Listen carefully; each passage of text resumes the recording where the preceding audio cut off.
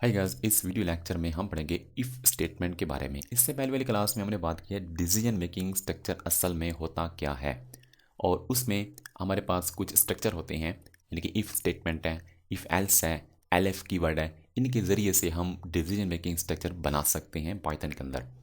अच्छा, ये कैसे काम करता है? इट एक कंडीशन, इफ़ स्टेटमेंट एक कंडीशन लेता है। अगर वो कंडीशन हमारे पास ट्रू होती है then it execute a statement और सेट ऑफ स्टेटमेंट। यानी कि स्टेटमेंट से मुराद हमारे पास एक सिंगल कोड है, एक वन लाइन ऑफ कोड है जो एग्जीक्यूट होगा जब कंडीशन हमारे ट्रू होगी। If condition is false nothing to display. अगर कंडीशन हमारे पास फॉल्स है तो कुछ भी डिस्प्ले नहीं होगा। सेट इसका ये है, यहाँ पे कोई भी एक्सप्रेशन आ सकती है, यहाँ पे कोई कंडीशन भी आ सकती है, एक्सप्रेशन भी आ सकती है। ये पैरेंथेसिस ऑप्शनल होती हैं और आखिर पे कोलन लगाना है और यहाँ पे आपका कोड आएगा, यानी कि ये एक ब्लॉक बन जाएगा, ये इफ़ का एक ब्लॉक बन जाएगा। एग्जांपल इसकी ये है कि हमारे पास मार्क्स हैं 60। मार्क्स एक वेरिएबल है, उसकी वैल्यू 60 है। अगर मार्क्स ग्रेटर देन 70 हों तो ये मैसेज शो होना चाहिए। अब इस केस में देखें कंडीशन क्या है। इस केस में कंडीशन फॉल्स है तो ये वाला मैसेज शो नहीं होगा, ये कोड हमारा नहीं चलेगा। यानी कि इफ़ के अंदर जो एक ब्लॉक है, जो कोड लिखा हुआ है, वो एग्जीक्यूट नहीं होगा, वो रन नहीं होगा, क्योंकि कंडीशन हमारे पास फॉल्स है। अगर ये कंडीशन ट्रू हो जाए, यानी कि मार्क्स की वैल्यू ग्रेटर देन 70 हो, तो फिर ये कंट्रोल इसके अंदर आएगा और जो कुछ होगा उसको एग्जीक्यूट करेगा। ये इसकी मिसाल है। फॉर एग्जाम्पल हम चाहते हैं कि यार अगर हमारे पास कंडीशन फॉल्स है तो यूज़र को एक मैसेज शो होना चाहिए। अगर जिस तरह देखें, जिस तरह कंडीशन हमारे पास ट्रू होगी तो ये मैसेज चलेगा। अगर यार कंडीशन फॉल्स हो तो फिर क्या शो होगा स्क्रीन पे? इस केस में कुछ नहीं होगा, लेकिन हम चाहते हैं यार कुछ और भी शो होना चाहिए। उस केस में हमें पढ़ना पड़ेगा इफ़ एल्स स्टेटमेंट। इसमें क्या होगा? It a condition, if condition is true then it execute a statement और set of statement. If condition is false it will display a false like message anything. कोई भी आप display कर सकते हो अगर कंडीशन आपके पास फॉल्स है। सिंटैक्स इसका सेम है, यहाँ तक देखें हमने पढ़ लिया। यहाँ पे कोई कंडीशन आएगी, यानी कि आप कहते हैं कि ए इज़ लेस देन 5 हो, या अगर ए आपके पास ग्रेटर देन 5 हो, ए अगर इक्वल टू 5 हो। इस तरीके से कोई भी कंडीशन बना सकते हो। इसमें लॉजिकल ऑपरेटर भी लगा सकते हैं, यानी कि ए हमारे पास अगर ग्रेटर देन 5 हो और दूसरा एंड आप लगा रहे हो, बी जो है वो लेस देन 5 हो, यानी कि जब ये दोनों ट्रू होंगे तो हमारे पास फिर कंडीशन ट्रू हो जाएगी। इसकी जगह पे आप एंड लिखते हैं, एंड ऑपरेटर। अच्छा, एल्स क्या चीज़ है? देखें, जब कंडीशन हमारे पास क्या होगी? ट्रू होगी। कंडीशन जब ट्रू होगी तो कंट्रोल इसके अंदर आ जाएगा, जो कुछ भी लिखा होगा आपने वो शो कर देगा, इसको छोड़ देगा। अगर कंडीशन हमारे पास ट्रू नहीं है, फॉल्स है, तो फिर इसको स्किप कर देगा, इस सारी की सारी बॉडी को स्किप कर देगा और फिर क्या करेगा? फिर एल्स के अंदर आएगा और जो कुछ होगा उसको शो करेगा। यानी कि या ये शो होगा या ये शो होगा। ये उस वक्त शो होगा जब आपकी कंडीशन ट्रू होगी, और ये उस वक्त शो होगा जब आपकी कंडीशन फॉल्स होगी। अब इसकी मिसाल यही है, मार्क्स अगर ग्रेटर देन 70 हैं तो ये मैसेज होगा। अब इस केस में बताओ, इस केस में बताओ भाई, जल्दी से बताओ, मैं बता देता हूँ। इस केस में कंडीशन हमारे पास फॉल्स है। अगर फॉल्स है तो कंट्रोल इसके अंदर नहीं आएगा। कंडीशन हमारे पास क्योंकि फॉल्स है तो फिर कंट्रोल कहाँ पे जाएगा? इसके अंदर आएगा और जो कुछ भी होगा वो शो कर देगा। ये इसकी एग्जांपल है। यार ये एक कॉमन एग्जांपल है, और इससे रिलेटेड मैं कोई और एग्जांपल भी आपको देता हूँ। वीएस कोड में जाके और प्रैक्टिकल इसका करते हैं। वीएस कोड में आके फर्स्ट ऑफ ऑल मैं कर देता हूँ, एक नया फोल्डर बना लेता हूँ डे 4 के नाम का। डे 4 के नाम का एक फ़ोल्डर बना दिया और यहाँ पे मैं एक न्यू फाइल क्रिएट कर लेता हूँ, if and if else dot P Y. और ये जनाब हो गया है यहाँ पे। और दूसरा हमने क्या करना है? दूसरा करना ये है कि फ़र्स्ट ऑफ ऑल मैंने एक नंबर लेना है। एक नंबर हमारे पास है, फॉर एग्जाम्पल एज ले लेता हूँ। एज है, उसकी वैल्यू है 18 है। और यहाँ पे मैं करता हूँ जनाब एज अगर हमारे पास ग्रेटर देन हो या इक्वल हो किसके? 18 के, तो फिर ये मैसेज शो होना चाहिए, you are good, you are eligible. यार कुछ भी लिख सकते हो, यार कुछ भी लिख दो यहाँ पे, तो वो सारे का सारा शो हो जाएगा।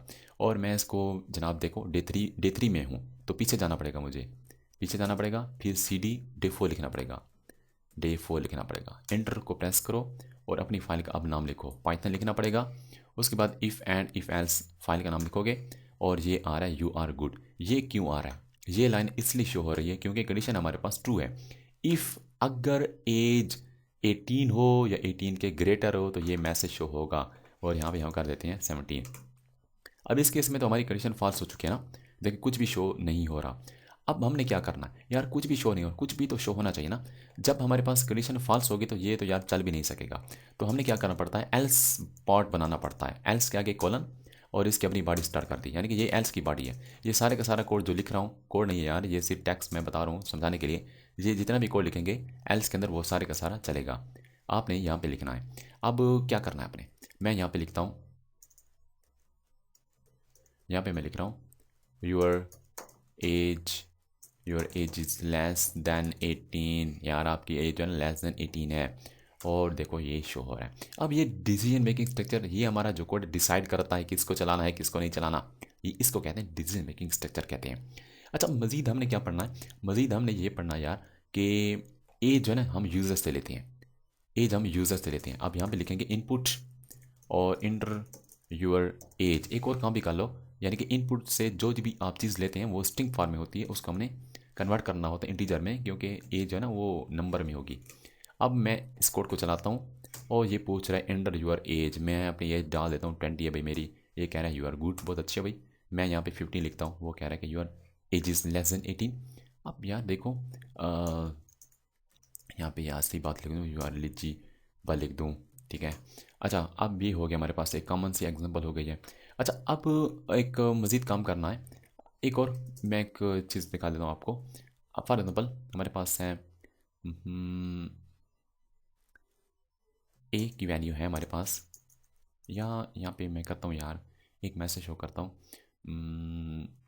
मैं यूज़र से एक नंबर लेता हूँ यूज़र से, इनपुट इंटर ए नंबर, इंटर ए नंबर। और यहाँ पे जनाब मैं कर देता हूँ इसको, फर्स्ट ऑफ ऑल कर देता हूँ कन्वर्ट इंटीजर में। इंटीजर में कन्वर्ट करने के बाद मैं क्या करता हूँ, इसको इस नंबर को चेक करता हूँ, क्या ये जो नंबर है, ये नंबर इसका जब मॉडुलस फाइंड किया जाए 2 से, क्या वो 0 के बराबर है। अगर वो 0 के बराबर है तो वो क्या होगा, वो इवन नंबर होगा यार, वो इवन नंबर होगा। ये बड़ी काम की चीज़ आपको मैंने बता दी है इस एग्जाम्पल में। Your number, your number is even, your number is even, ये मैसेज होना चाहिए। अगर 0 के बराबर नहीं है तो एक मैसेज हो करता हूँ your number is odd, number is odd. अब मैं आपको यार समझाता हूँ यहाँ पे हो क्या रहा है यहाँ पे।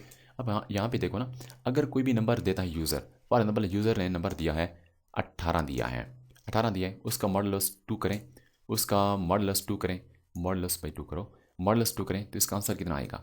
यानी कि मॉडुलस क्या करता है, मॉडुलस ये बताता है कि आफ्टर डिवीजन, आफ्टर डिवीजन तकसीम के बाद रिमाइंडर क्या आया है, बच्चा क्या है, रिमाइंडर क्या है। यानी कि तकसीम जब कर लें, तकसीम जब कर लें तो रिमाइंडर क्या आता है, यानी कि 0 बचता है, यानी कि बाकी कुछ नहीं बचता। अगर ये यहाँ पे होता 19 होता और 2 पे तकसीम कर दे तो फिर रिमाइंडर क्या आता, यानी कि बचता क्या आखिर पे। 18 पे पूरा जाता है यार, अपनी ज़बान में समझा देता हूँ। और जो रिमाइंडर आता है वो 1 आता है।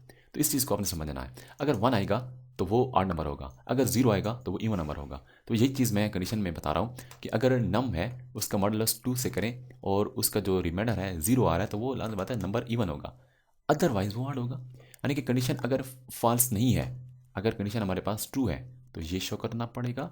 अगर कंडीशन हमारे पास फॉल्स है भाई, इसको स्किप कर देगा, इसको छोड़ देगा और इसको चला देगा। यानी कि एक स्टेटमेंट भी आ सकती है और एक से कई स्टेटमेंट भी आ सकती हैं, मल्टीपल स्टेटमेंट भी आ सकती हैं। यहाँ पे इवन नंबर, उस नंबर को शो भी कर दो, this this is the even number. कौन सा भाई, ये भाई इवन नंबर है, ये इवन नंबर। उस नम को यहाँ पे नम भी लिख दो। अब देखिए ये एक स्टेटमेंट से ज़्यादा भी लिख सकते हो। ये सारे का सारा कोड उस वक्त चलेगा जब कंडीशन 2 होगी, और जब फॉल्स होगी तो ये सारा कोड स्किप हो जाएगा। अभी मैं यहाँ पे रन करता हूँ, ये कह रहा है इंटर ए नंबर, मैं यहाँ पे 19 दे देता हूँ। ये कह रहा है नंबर इज़ ऑड, और मैं यहाँ पे लिखता हूँ 20, ये कह रहा है कि नंबर इज़ इवन, और नंबर भी बता दिया। तो ये हमारे पास होता है if else decision making structure. अगर ये एल्स पार्ट नहीं देगा ना तो एरर नहीं देगा, एरर नहीं देगा, कुछ भी शो नहीं करेगा। यानी कि जब कंडीशन फॉल्स होगी तो कुछ भी शो नहीं करेगा। तो ये हमारे पास कुछ एग्जांपल्स थी। मज़ीद हम जाते हैं नेस्टेड इफ स्टेटमेंट क्या चीज़ होती है। तो आप यार क्या कर रहे हो, आप वीडियो देख रहे हो, सीख भी रहे हो, तो एक काम करो, अगर आपके जहन में कोई क्वेश्चन आ रहा है तो आप लाजमी क्वेश्चन वो आपको कमेंट्स में करें। कोई अपने बात पूछनी है तो कमेंट्स में करें। आप मुझे व्हाट्सएप भी कर सकते हो, आपको फ्री सपोर्ट भी दी जाएगी। और दूसरा, इस वीडियो को यार लाइक करो, कमेंट्स करो और शेयर करो। और दूसरी जो रिक्वेस्ट मैं आपसे कर रहा हूँ वो हमारे चैनल को ज़रूर सब्सक्राइब करो।